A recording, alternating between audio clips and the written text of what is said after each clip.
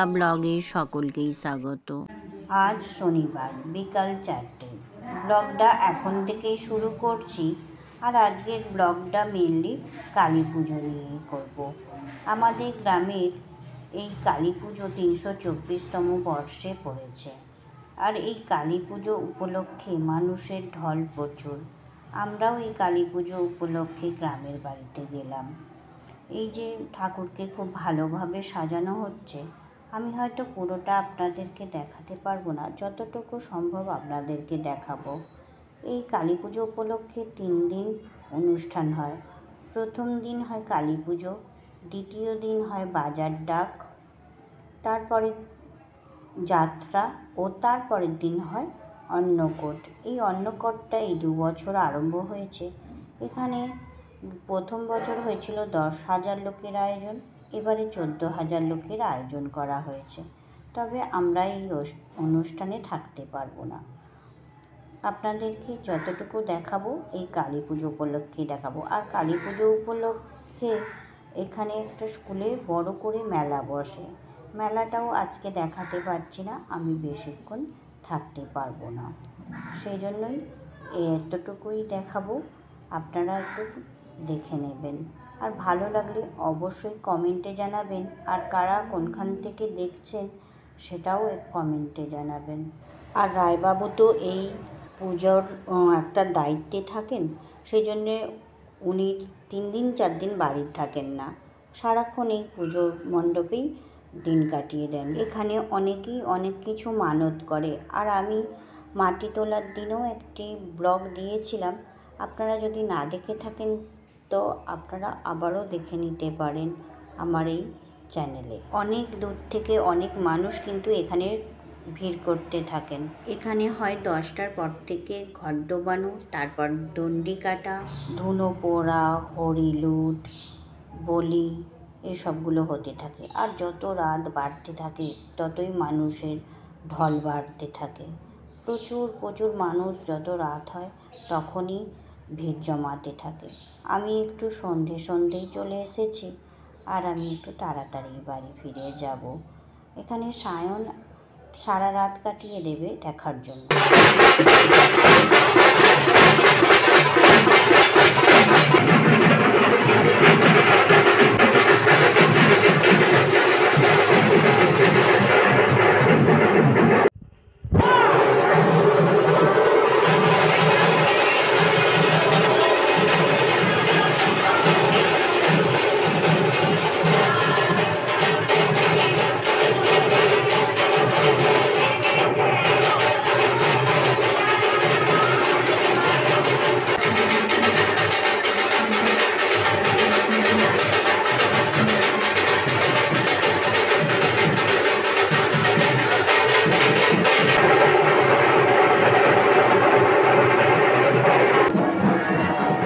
কিছুক্ষণের মধ্যেই আমাদের ঘটস্থাপন হবে রাত্রি 10টায়।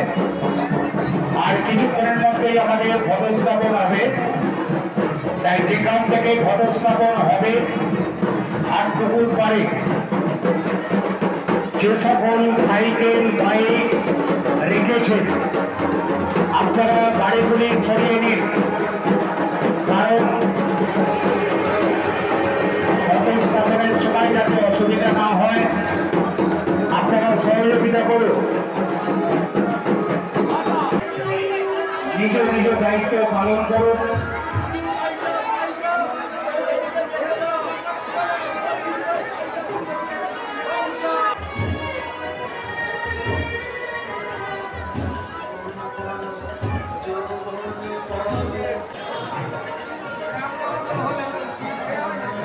একটু সাইড আসুন একটুখানি।